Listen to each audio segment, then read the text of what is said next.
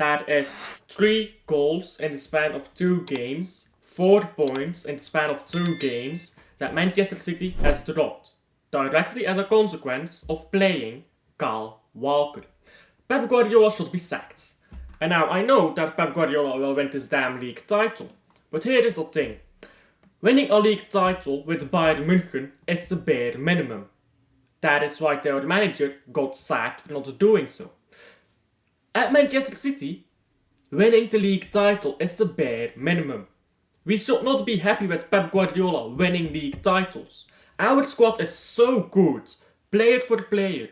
There are only 3, maybe 4 players in the entire Premier League that I would take in Man City's squad. So winning a league title, and there's only 4 other players in the entire damn league that I would take, 3 of them from Arsenal by the way, it tells you quite enough, I believe. I believe it does tell you quite enough, doesn't it? Maybe as in, we should be winning these league titles more comfortably.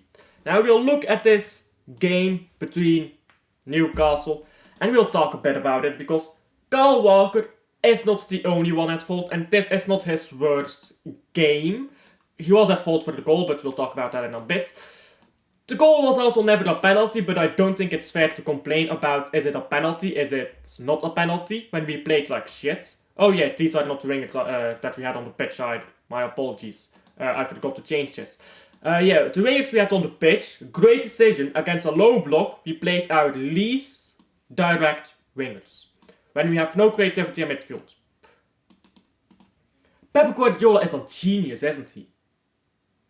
Because when you play against a low block, you don't put creative players on the pitch. No. You put players who will hold on to the ball for 30 minutes on the pitch. Genius. And then people want to complain about a penalty, which I agree it's a bullshit penalty, for not winning the game. Savio in 10 minutes that he was on the pitch was man of the match for me. Not just for Man City, man of the match. Both teams. Savio in 10 minutes did more than any player on either side in 90 minutes or whatever they were on the pitch for. That should tell you enough. We had our best player sitting on the damn bench until the 80th minute. And now, I just want to tell you guys something about Pep and why I want him sacked. Why I really want him sacked, and I'm not joking. I wanted him sacked after winning the 4-peat and losing the cup final against Man United.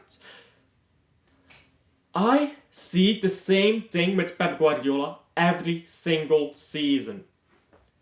We don't play our best players in the first half of the season. We fall behind a little bit in the league. We play our best players in the second half of the season. We win the league. Great. That's gonna happen again this season. It's gonna happen again. Why do we do that? Well, because we rest our best players in the first half of the season. Then the second half of the season, all our players are rested, while other teams, they've been playing their best players all season long. Those best players are getting tired. So we have our best players fit for the second leg of the season. Okay, sounds great. What is bored with that? Why do you want Pep sacked for that? Pep Guardiola would not have that problem if he stopped being stubborn about having small squads. This year, Pep Guardiola made the decision to get a bigger squad. He didn't let Nunez go. He got in a few youth players who, of course, we unfortunately have some injuries. But he decided, let's get a bigger squad now. Let's get a bigger squad. That I was happy with. I still wanted Zubimendi or Bruno Guimaraes or De Kuiper to join Man City. De Kuiper that's more of a backup player for in the cups and stuff like that. Or Zubimendi to be totally covered. I wasn't quite sure about Zubimendi though. I won't say I was very adamant about him. I just thought a bit about it after he won the Euros with Rodri, of course. As everyone did, I imagine. But here's the problem.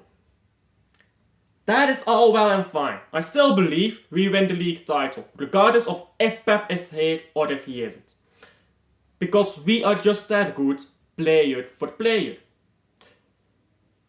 But here's the problem. If we aren't clear 10 points clear by December, how can you expect us to win the quadruple? And now I'm gonna hit a lot of mutants out there. Oh, you can't expect to win the quadruple. Oh yes, I fucking can. The rest of the Premier League is fucking shit. And Real Madrid is half what they normally are. They're not playing well right now, Real Madrid. Of course I fucking can expect that we win the quadruple.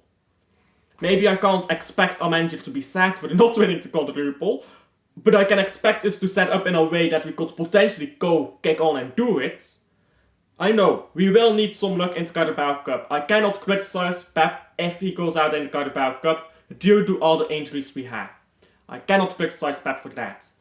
But if we have our luck in the Carabao Cup, then we actually have a realistic chance of kicking on and winning the quadruple, assuming we are 8-10 points clear in the league. So, now we come back to this game. Who do you play against Newcastle?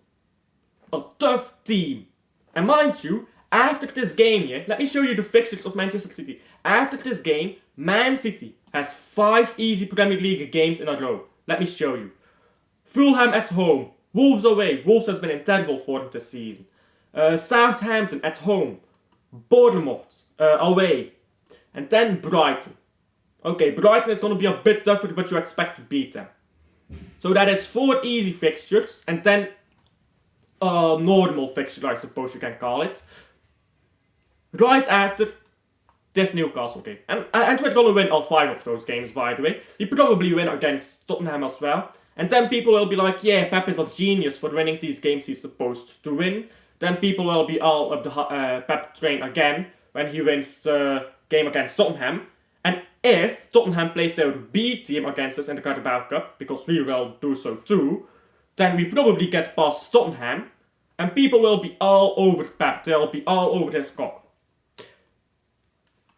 Why did he not play a stronger lineup? Why could he not have taken Gundogan off, put Foden in, take Walker off, put Lewis here, and then fine, you can have Silva here, or you can have Gundogan here. Depends on who you prefer, I really don't care. You can have Grealish, sure, but then you have Savio as well, or Doku. But I prefer Savio for this right hand side. I just prefer Savio in general, really. He has to start. He's our best player so far this season. Except for Haaland, but like Haaland doesn't even count anymore. Like Haaland is just assumed. Because we don't have a backup striker. So, Savio, I expect him to play. This is something I expected against Newcastle. We have Savio to break them down. We have Foden to break them down, or maybe shoot from distance if they are being stubborn. Guardiola, great goal. He's a fucking defender. He's not going to score many of them. Great goal. He's a defender. I don't care. I really don't care when defenders score goals. I care at the end of the season when we win the title, but I don't care on a tactical level if defenders score goals or not. Because if they do, great, but it's not sustainable. Defenders scoring goal will never be sustainable, except from set pieces. Like Virgil van Dijk is then a target player because he's really good on set pieces. That's like an example. Maybe if Guardiola is really good on set pieces, you can have a consistent manner of scoring from defenders. But tactically speaking, for Man City, defender scoring really doesn't mean anything. Great, he scored. On to the next. We brought Foden and Savio on way too late in that game. We could have won. If we didn't have Kyle Walker on the pitch, but instead have Trico Lewis, who is way more aware of his positioning, then that goal never comes. Because that penalty, it's not a penalty, it will be offside if Kyle Walker didn't play. I believe it was Gordon onside. So everything you can criticize about this game, it all comes back to Pep. Haaland played poorly. No, he didn't. What do you mean he didn't?